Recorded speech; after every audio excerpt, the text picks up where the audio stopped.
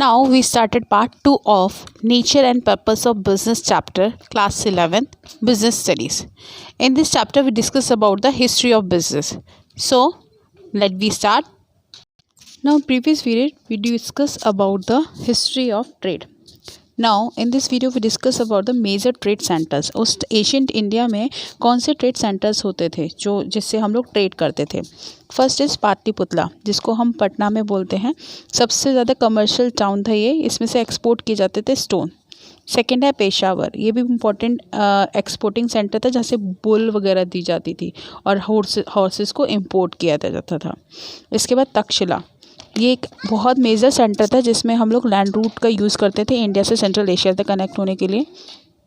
Generally से financial और commercial bank से डील करता था ये. तक्षशिला यूनिवर्सिटी बहुत फेमस थी उस टाइम ड्यूरेशन में. इंद्रप्रस्थ, ये भी कमर्शियल जंक्शन था जहाँ पे रॉयल रोड्स वगैरह सब बनी हुई थी. ये जनरली ईस्ट वेस्ट साउथ और नॉर्थ से इनवर्ज इन सब में काम करता था. इसके बाद हमारे पास और भी सेंटर्स रहे. और भी सेंटर जैसे मथुरा, ये भी बहुत रूट बहुत बड़ा था साउथ इंडिया का जिसमें मथुरा भरूच ये सबको टच करता था. वाराणसी था, मिथिला था, उज्जैन, सूरत, कांची, ये सब अपने अपनी चीज़ों में फेमस है. सब वाराणसी बहुत मेजर सेंटर था टेक्सटाइल इंडस्ट्री का. बहुत गोल्ड सिल्क बहुत फेमस है वहाँ का. सैंडलवुड बहुत फेमस है. मिथिला जो था ये साउथ चाइना का था, स्पेशली यूनान वगैरह से बहुत ज़्यादा जुड़ा हुआ मिथिला का भी. उज्जैन और मुस्लिम, अगोटे, मालो, ये क्लॉथ एक्सपोर्टर थे. सब क्लॉथ को एक्सपोर्ट करते थे उज्जैन से डिफरेंट सेंटर्स तक. इसके बाद जो था आपके सूरत, ये भी कपड़ों के लिए बहुत ज़्यादा जो बॉर्डर्स वाले जरी होते हैं उसके लिए बहुत फेमस था. कांचीपुरम के लिए बहुत फेमस है. चाइनीज़ में बहुत यूज़ होता था, शिप जाते थे इसके. दूसरा जो ट्रेड था वो था ब्रोंज. ये भी सिचुएटेड बैंक ऑफ नर्मदा, इसके ऊपर इंपोर्ट करता था. ये भी जनरली रोडवेज से हम यूज़ करते थे इसका भी ट्रेड करना. कावेरी पट्टा, ये भी कन्वीनियंट प्लेस थी जहाँ से ट्रेड किया जाता था मलेशिया, इंडोनेशिया, चाइना के लिए.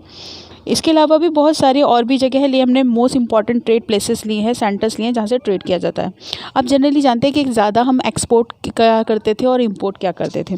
एक्सपोर्ट में हम spices, wheat, sugar, indigo, opium, सीमन, oil, cotton, parrot, live animals product जैसे hide, skin, fur, horns, tortoise shells, pearls, sapphire, ये सारी चीज़ें हम एक्सपोर्ट करते थे. और इंपोर्ट क्या करना पड़ता था जो हमारे पास नहीं था. Horses, animal products, Chinese silk, flax, linen, wine, gold, silver, tin, copper, lead, rubies, coral, glass, amber, extra, ये चीज़ों को हम इंपोर्ट. तो जनरली आपको पता है एक्सपोर्ट हम वो चीज़ें करते हैं जो अबेंडेंट में हमारे पास, तो ये सारी चीज़ें हमारे पास अबेंडेंट में थी. और इंपोर्ट वो चीज़ें करते हैं जिसकी हमें लैकिंग होती है यानी कमी होती है. तो ये वो चीज़ें थी जो हमारे यहाँ पर ज़्यादा नहीं थी तो हम इनको इंपोर्ट करते थे. तो जनरली ये पूरा ट्रेड का एक एशियन टाइमिंग का पूरे एक स्टेजेस हमने यहाँ पर एक्सप्लेन कर दी. नेक्स्ट इसके बाद फिर री इंडस्ट्रियलाइजेशन हुआ. ये प्रोग्राम आप आगे डिस्कस करेंगे हम लोग. India begin to reindustrialisation. अब इंडिया ने री इंडस्ट्रियलाइजेशन सेटअप करने का बना लिया programme. After independence India want to centralise planning. वो चाहता था कि प्लानिंग सेंट्रलाइज हो जाए. तो 1952 में जब फर्स्ट 5 ईयर प्लान आया तो इम्प्लीमेंट ये किया गया कि हमारे यहाँ पे मॉडर्न इंडस्ट्रीज़ बने, मॉडर्न टेक्नोलॉजी का यूज़ हो, साइंटिफिक इंस्टीट्यूट्स का यूज़ करें हम लोग, न्यूक्लियर प्रोग्राम्स, इन सब चीज़ों पर ज़्यादा फोकस किया, इनोवेटिव चीज़ों पर. तो इंडियन इकोनॉमी में डेवलप चेंजेस होने लगे, कैपिटल फॉर्मेशन होने लगी, पॉपुलेशन भी राइज हुई, एक्सपेंडिचर भी करने लगे हम डिफेंस वगैरह पे, इंफ्रास्ट्रक्चर पे, सब पे चीज़ों पे डेवलपमेंट स्टार्ट कर दिया गया. इंडिया ने बहुत हैवी रेट पे बोरोइंग करी, फॉरेनर सोर्सेस यानी पैसा लोन उठाया उन्होंने, जिसमें क्योंकि हम लोग को इतने बड़े लेवल पे काम जो करना था. इंडियन इकोनॉमी फास्टेस्ट ग्रोइंग एकदम से बहुत तेज़ी से फास्टेस्ट वे में ग्रो करने लगी. तो वर्ल्ड में FDI डेस्टिनेशन भी प्रेफर किया यानी फॉरेन डायरेक्ट इन्वेस्टमेंट भी स्टार्ट कर दिया. तो फॉरेन सोर्सेज से जब हमारे पास इन्वेस्टमेंट होने लगा तो हमारी इकोनॉमी और ज़्यादा तेज़ होने लगी. इस तरीके से गवर्नमेंट ने फिर इनिशिएटिव लिया मेक इन इंडिया का, स्किल इंडिया, डिजिटल इंडिया. तो ये फॉरेन ट्रेड पॉलिसी के अकॉर्डिंग ये सारे प्रोग्राम्स बनाए जिसमें इकोनॉमी और ज़्यादा इंक्रीज़ होगी और उस पर एक्सपोर्ट, इम्पोर्ट और ट्रेड बैलेंस सब मेंटेन रहेगा, इससे हेल्प मिल जाएगी. तो फिर गवर्नमेंट ने मेक इन इंडिया वाला प्रोग्राम बनाया जिसको हम डिस्कस आगे करेंगे. Discuss about make in India plan. ये गवर्नमेंट प्रोग्राम है जो लॉन्च किया था नरेंद्र मोदी जी ने 2014 में. जनरली इसका मेन फोकस जो है वो एक इनिशिएटिव लेना है गवर्नमेंट की तरफ से, जिसमें हम इनकरेज करेंगे कंपनीज़ को कि वो मैन्युफैक्चरिंग करें इंडिया के अंदर, और इससे क्या होगा, हमारे यहाँ पे इन्वेस्टमेंट भी इंक्रीज़ होंगे। मैन्युफैक्चरिंग को हम लोग इन्वेस्टमेंट बहुत अच्छे लेवल पे दिलवा सकते हैं। तो ये कॉन्सेप्ट में हम लोग लेके ही इसलिए हैं कि ताकि हमारी कंट्री के अंदर ही सारी मैन्युफैक्चरिंग हो, जिसमें हमारे इन्वेस्टमेंट, इनोवेशन, स्किल्स डेवलपमेंट, आपके इंटेलेक्चुअल प्रॉपर्टी को प्रोटेक्ट करना, और कंट्री में एक तरीके से वर्ल्ड वाइड होना मैन्युफैक्चरिंग को। हम अगर वर्ल्ड वाइड मैन्युफैक्चरिंग करेंगे तो हम इसको सेल किसी भी कंट्री के वर्ल्ड में हम कर सकते हैं। तो ये एक कॉन्सेप्ट है जिसमें गवर्नमेंट बहुत ज़ोरों पे काम कर रही है, और इससे क्या होगा, लोगों की अपॉर्चुनिटीज़, एम्प्लॉयमेंट की भी इंक्रीज़ होगी, पैसा भी आएगा हमारे यहाँ पे, हम खुद अपनी प्रोडक्ट को खुद मैन्युफैक्चर कर पाएंगे, और इस तरीके से इन्वेस्टमेंट इंक्रीज़ हो जाएगा कंट्री के अंदर। तो ये मेक इन इंडिया प्रोग्राम बनाया था। इसके आगे इसके ऑब्जेक्टिव डिस्कस करते हैं। Now we discuss about the major objectives of make in India. Generally इसके ऑब्जेक्टिव्स, टारगेट्स क्या हैं।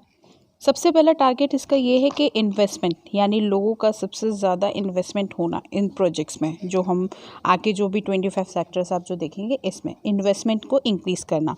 दूसरा इनोवेशन, नई नई टेक्नोलॉजीज़, नई नई इनोवेटिव चीज़ें करते रहना, मेन उद्देश्य इसका ये भी है। दूसरा स्किल्स डेवलपमेंट, यानी हम लोगों को जब काम देंगे तो उनकी स्किल्स को डेवलप करना, उनको काम अच्छे से सिखाना, एम्प्लॉयमेंट अपॉर्चुनिटीज़ के थ्रू लोग ऐसे डिपार्टमेंट में जाके काम करेंगे तो और उनकी स्किल्स इंक्रीज़ होगी।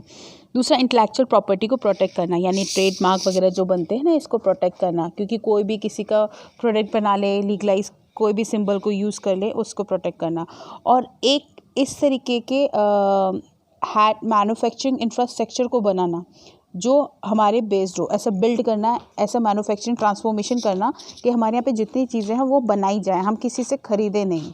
यानी सारी चीज़ें मैन्युफैक्चरिंग हमारी कंट्री के अंदर ही होनी चाहिए, हमें सब्स्टिट्यूट इसका कहीं बाहर से लेना नहीं चाहिए। तो major objective make in India की ये है, जिस पे फोकस कर रही है। Now student, we discuss about the 25 sectors which is make by the make in India. Make India जो 25 सेक्टरों में काम करेगी, जिसमें आपका क्या है, ऑटोमोबाइल है, ऑटोमोबाइल कंपोनेंट्स है, आपकी बायोटेक्नोलॉजी है, केमिकल्स है, कंस्ट्रक्शन है, डिफेंस मैन्युफैक्चरिंग है, इलेक्ट्रिकल मशीनरी है, और फूड प्रोसेसिंग। ये जितने भी डिपार्टमेंट है, ये 25 डिपार्टमेंट है जहाँ पर मेक इन इंडिया वर्क करेगी। तो इस 25 सेक्टर जो दिए हैं, इसमें एम्प्लॉयमेंट अपॉर्चुनिटीज़ इंक्रीज़ करना, इसमें लोगों को काम सिखाना, इन सारे सेक्टर पर पूरी तरीके से फोकस करेगी। तो स्टूडेंट, ये पार्ट ए हमारा कंप्लीट होता है इस चैप्टर का, जिसमें हमने डिस्कस किया था हिस्ट्री ऑफ बिजनेस। नेक्स्ट जो पार्ट बी है, इसमें बिजनेस क्या होता है, प्रोफेशन क्या होता है, सर्विस क्या होती है, ये सब चीज़ें डिस्कस की जाएगी। वो है पार्ट इसी का, चैप्टर 1 का, लेकिन पार्ट बी में उसको डिवाइड किया हुआ है, 2 पार्ट्स में हमने डिवाइड करके रखा है चैप्टर 1 को। कोई भी प्रॉब्लम होती है स्टूडेंट, आप लोग पूछ सकते हो। Thank you so much.